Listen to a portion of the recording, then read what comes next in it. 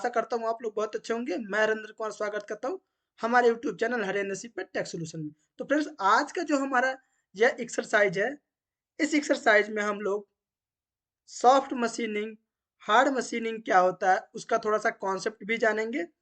और अगर आप लोग कमेंट करेंगे कि इसके बारे में पूरा डिटेल में वीडियो बनाने के लिए, तो वो भी मैं वीडियो आप लोग को बना के दूंगा। साथ में क्लैंपिंग सिस्टम के बारे में, इस मॉडल को कंप्लीट करने के लिए कौन कौन सी स्ट्रेटजी यूज करेंगे, ठीक है, और क्यों यूज करेंगे, सारा कुछ आप लोग को सीखने को मिलेगा अगर आप लोग इस वीडियो को शुरू से लास्ट तक देखेंगे। ठीक है, क्योंकि जो हमारा प्रोग्रामिंग का प्रोसेस है, ये सब प्रोसेस करने के लिए आपको जितने भी स्टेप्स लेने पड़ते हैं वो सब कुछ सिखाता हूँ आप लोग को स्टेप बाय स्टेप। जैसा ऑलरेडी आप लोग जानते ही हैं, जो भी लोग वीडियो देखते होंगे मेरा, तो उन लोग को बहुत अच्छी तरीके से पता होगा इस चीज के बारे में। ठीक है, चलते हैं हम पावर मिल के पेज पे। ये हमारा मॉडल है। अब इस मॉडल को देख, सबसे पहले क्या होता है, मैंने ऑलरेडी आप लोग को बता रखा है कि मॉडल जब भी हमें इंपोर्ट करना है या हमारे पास मॉडल आए, तो उसको क्या करना है, एनालाइज करना है। तो हमने मॉडल को एनालाइज कर लिया। कैसे, यहाँ पे जाना है, यहाँ पे रेडियस में जाना है और साथ में चेक कर लेना है कि आपका जो मिनिमम टूल रेडियस कितना है। ठीक है, कुछ लोग का कमेंट ये रहता है, सर हम कितना बड़ा टूल लगाएं, कितना छोटा टूल लगाएं। ठीक है, तो उनको सबसे पहले क्या करना पड़ता है, मॉडल को एनालाइज करना पड़ता है। जैसे आपको इस मॉडल के अंदर जितना भी रेडियस है, तो उसके लिए हमें चेक कर लेना चाहिए कि मिनिमम टूल रेडियस कितना है। ठीक है, तो उसके लिए हमें जाना पड़ेगा मॉडल पे, राइट क्लिक करेंगे, यहाँ से ड्राइंग ऑप्शन में जाएंगे। अब जो ये वाला ऑप्शन होता है, जैसे मैंने यहाँ पे 2 कर दिया हुआ है, तो ये देखो हल्का फुल्का ही दिख रहा है। तो यानी जो 4 का बॉल नोज है, अगर हम चला देंगे इस पे, तो आपका ये फिनिश हो जाएगा। ठीक है, बॉल नोच क्यों चलाएंगे, क्योंकि यहाँ पे टेपर प्रोफाइल है और मल्टीपल प्रोजेक्शंस है। ठीक है, अप एंड डाउन का, यानी कहीं स्टीप है कहीं सैलो है, तो इसकी वजह से। ठीक है, तो अगर हम यहाँ पे अगर जैसे 3 का करते हैं, तो देखोगे आप एकदम रेड हो गया, यानी आपका 3 का रेडियस नहीं है, यहाँ पे 2 का रेडियस है। तो ठीक है, 2 का रेडियस हमारा पता लग गया। अब उसके बाद अब ये देखते हैं कि कितना का अब जब आपको पता चल गया कि यहाँ पे 3 का रेडियस नहीं चल पाएगा, यानी 6 का एंड मिल, 6 का बॉल नोज नहीं चल पाएगा। अगर 6 का एंड मिल चलेगा, तो आपका क्या करेगा, केवल रेस्ट रफिंग वगैरह कर सकता है। तो इसके लिए अब हमें क्या करना है, थोड़ा सा बड़ा कटर, यानी इन सबको भी मशीनिंग करना है। तो इसके लिए हमें बड़ा कटर। अब जैसा मैंने ऑलरेडी बताया था आपको कि प्रोसेस समझो क्या होता है, कि हमारा ये जो मॉडल है, जो हमें पार्ट ये बनने के लिए हमारे पास आया है, ये ग्राइंडेड पार्ट है, ग्राइंड करके आया हुआ है, आउटर मशीनिंग हो गई, ये सारा कुछ हो रखा है। ठीक है, ग्राइंड होके हमारे पास ये डाई आई है, या मोल्ड आया हुआ है। ये जो आपका मोल्ड के अंदर ये कैविटी है, कैविटी आपके पास आई हुई है, तो आपका cavity insert already surface roughness, यानी सरफेस फिनिश प्रॉपर अच्छी तरीके से टॉप पे इधर सारा साइड से होके आया हुआ है। ठीक है, अब आप लोग को क्या करना है, अगर नहीं आता, खुद करना होता, तो आप लोग को आउटर पे भी प्रोग्राम बनाना पड़ता, टॉप पे भी बनाना पड़ता, वो ऑलरेडी मैंने बता रखा है। फिर भी अगर आप लोग को कुछ सीखना होगा, तो प्लीज कमेंट करेंगे, तो मैं उस पर और आगे वीडियो बना दूंगा। ठीक है, अब बात यह है कि हमारा जो पार्ट है, पार्ट एक मोल्ड है, मोल्ड से में एक ये कैविटी इंसर्ट है। ठीक है, मोल्ड के अंदर जो कैविटी इंसर्ट होती है, उसको हम 2 प्रोसेस में कंप्लीट करते हैं। ठीक है, कभी भी हम, तो एक होता है सॉफ्ट मशीनिंग, एक होता है हार्ड मशीनिंग। देखो, सॉफ्ट मशीनिंग में हम क्या करते हैं, रफ रफ मटेरियल कटिंग करके निकाल देते हैं। ठीक है, क्यों, क्योंकि आपका जो कैविटी इंसर्ट होता है वो हार्ड होता है, हार्ड किया जाता है, हार्डनिंग की जाती है। क्यों, क्योंकि जब हमारा मोल्ड चलता है, ठीक है, तो हीट होता है जब कोर और कैविटी, तो उसके लिए हमें इसको, इसकी प्रॉपर्टीज को चेंज करके इसमें हार्डनेस डाला जाता है। ठीक है, हार्ड करा जाता है। अब कब कुछ मटेरियल हो सकते हैं, चाहे वो स्टावेक्स हो गया, चाहे पीट आपका ईएन ग्रेड का भी हो गया, या आपके कुछ टूल एंड डाई स्टील होते हैं, जैसे D3 हो गया, D13 हो गया, मतलब जो भी आप टूल स्टील यूज करते हो, ठीक है, उसको हार्डनेस कराई जाती है। अब ये सब मैं इसलिए बता रहा हूँ क्योंकि डायरेक्ट स्ट्रेटेजी बता देता हूँ, कोई दिक्कत नहीं, लेकिन ये सब जानकारी आपको होना चाहिए, ठीक है। अब जो सॉफ्ट मशीनिंग, अभी आप लोगों को केवल सॉफ्ट मशीनिंग करने का बताऊंगा, नेक्स्ट वीडियो में आपको हार्ड मशीनिंग का बताऊंगा। हार्ड मशीनिंग में क्या करते हैं, जैसे अब सॉफ्ट मशीनिंग हो गया। सॉफ्ट मशीनिंग में क्या करना है, हमें रफिंग कर देना है और फिनिशिंग भी कर देना है इसका, जिससे क्या हो कि जब हम हार्ड मशीनिंग करें तो मटेरियल इधर उधर ना ज़्यादा मिले, ठीक है, डायरेक्ट हम फिनिशिंग वाली स्ट्रेटेजी यूज करें, ठीक है। तो एक तो सबसे पहले सॉफ्ट मशीनिंग में हम जब भी मशीनिंग करते हैं तो क्या करते हैं, हार्ड मशीनिंग करने से पहले कुछ उसमें मटेरियल छोड़ देते हैं।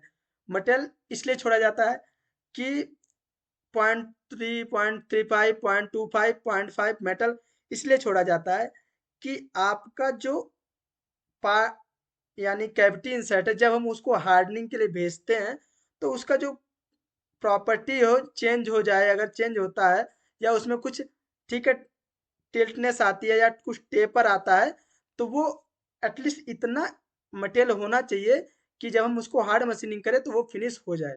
इसलिए हम लगभग 0.3, 0.4, 0.25 रखते हैं, क्योंकि जितना बड़ा आपका मटेरियल होगा उतना ज़्यादा आपका बैंड होने का चांसेस होते हैं, ठीक है। हो भी चांसेस होते हैं, ये नहीं है कि हो जाता है, कुछ केसेस में नहीं होता है, कभी कभी चेंजेस नहीं होते हैं उसके प्रॉपर्टीज में, उसके मटेरियल में, ठीक है। तो अभी आप लोग को क्या करता हूँ, सॉफ्ट मशीनिंग करके दिखाता हूँ।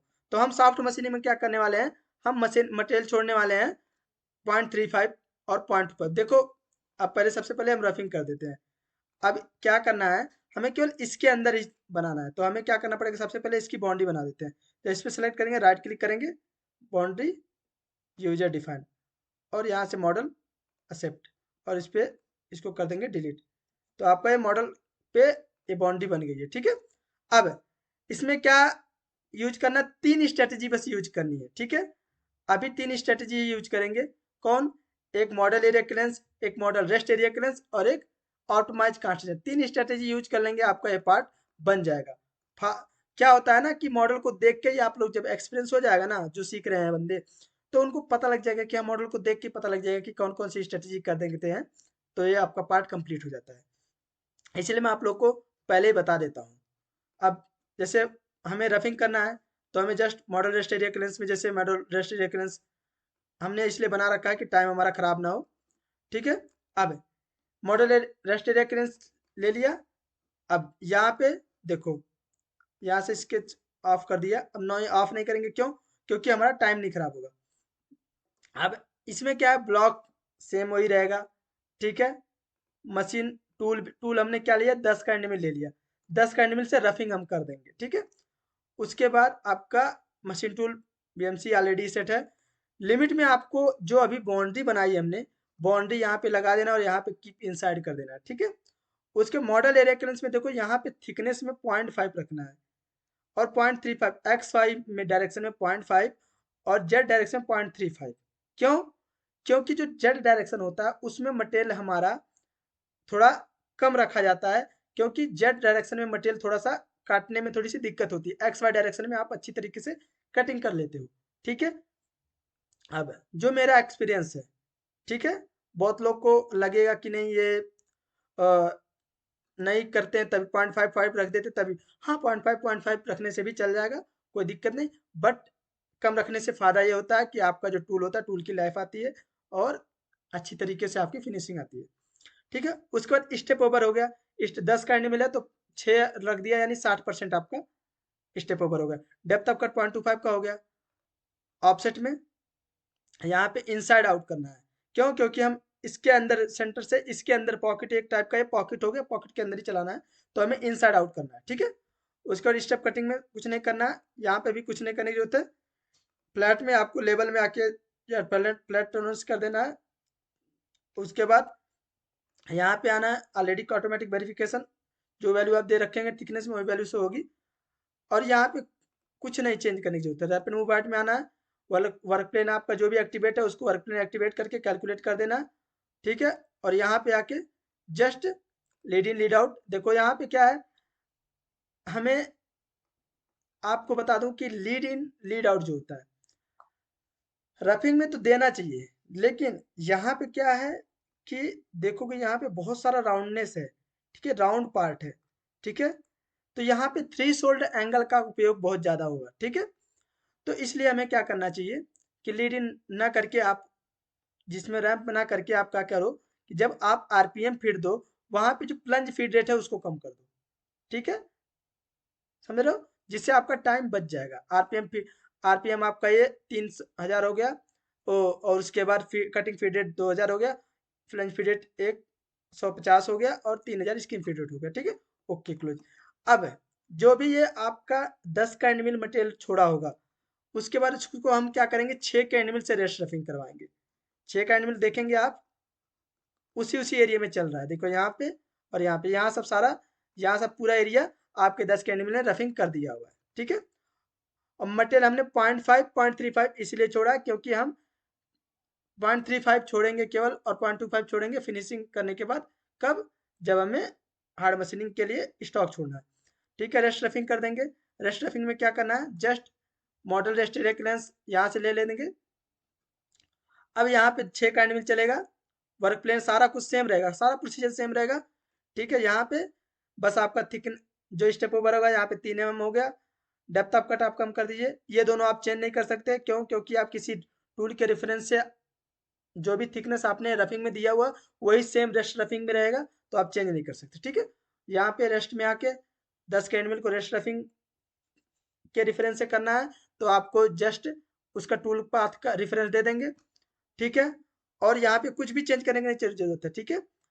और यहाँ पे आके बस केवल लिंक्स में आना, लिंक्स में आके यहाँ पे सर्कुलर आ करके यहाँ पे आपका जो भी कटर होगा पहला वाला कटर वहां पे आप उसका हाफ दे दीजिए। सेम वही प्रोसीजर आपको 4 के एंड को कर देना है रेस्ट रफिंग। 6 का एंड कुछ मटेरियल छोड़ेगा उसके बाद उसको फिनिश करेगा 4 का एंड, ठीक है। 4 का एंड फिनिश कर दिया। अब देखो ये ऐसे से घूम रहा है और यहाँ पे ये सर्कुलर आर्क होगा, ठीक है। उसके बाद आपको क्या करना है, हमने क्या देखा था, 4 का रेडियस कितना था, 3 का रेडियस से फिनिश नहीं हो रहा था, 2 के रेडियस से फिनिश होना है, यानी 4 के बॉल नोज को चलाना पड़ेगा। तो 4 के बॉल नोज को यहाँ पे चला देंगे, ये 4 का बॉल नोज हो गया, ठीक है। अब 4 का बॉल नोज हमने ले लिया यहाँ से।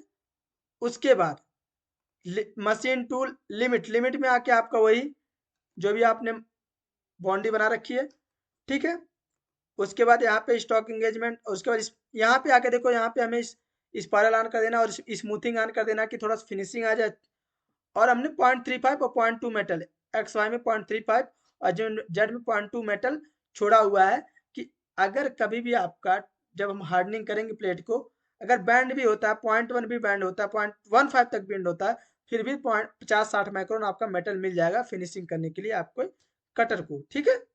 यानी स्टॉक मार्जिन हम छोड़ना पड़ता है आपको हार्ड मशीनिंग से पहले, सॉफ्ट मशीनिंग करते समय, ठीक है। स्टेप ओवर 0.1 का दे दिया है जिससे थोड़ा फिनिश हो जाए, ठीक है।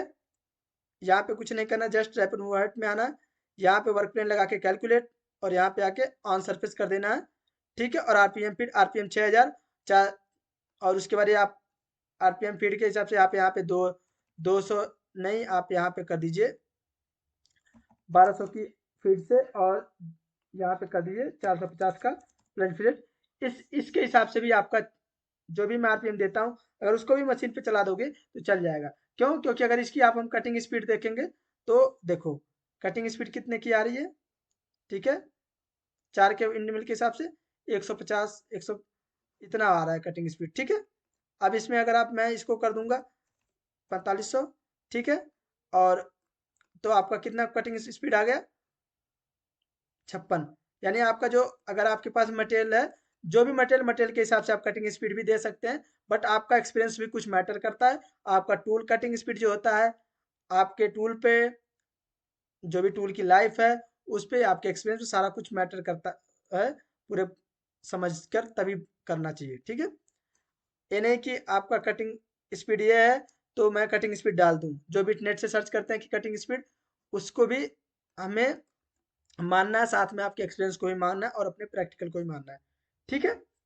जब भी ये क्या है, ऐसे ही आपका ये टूल पाथ बनेगा और बनने के बाद आपका पार्ट बन जाएगा। पार्ट कैसे होगा, आपका ये फिनिशिंग ऐसे आ जाएगी, ठीक है। हमारा टाइम ना खराब हो, इसकी वजह से हम कर रहे हैं। ठीक है, क्लैंपिंग सिस्टम कौन कौन सा यूज करेंगे इसमें, देख लो वो भी बता देता हूँ। क्लैंपिंग सिस्टम इसमें यूज होगा कौन कौन सा।